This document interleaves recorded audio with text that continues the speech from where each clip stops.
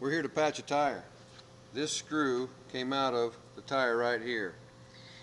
If there's a puncture in the tread area, we'll be just fine to patch it.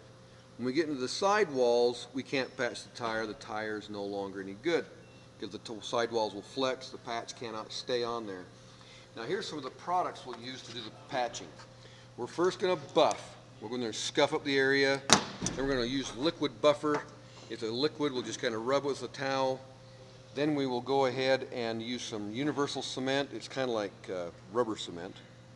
We'll peel the backing off the patch, stick it on. Lastly, this is the stitcher.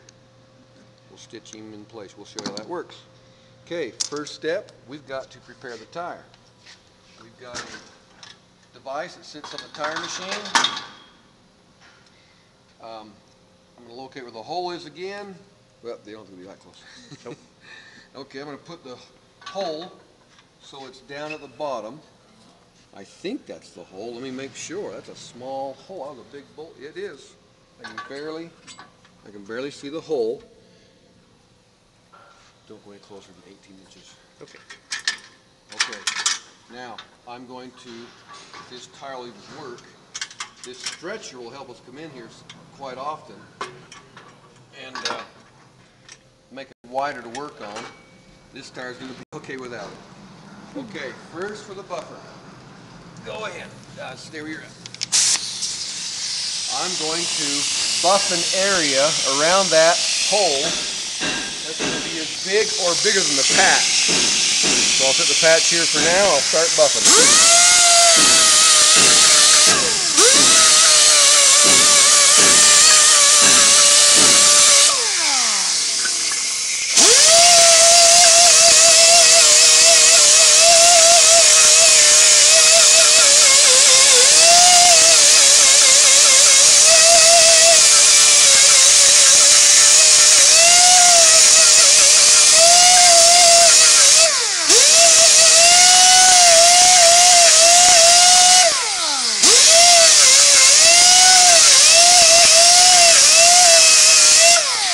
Okay, I don't want to buff into some cords. That's why I only got to scuff it.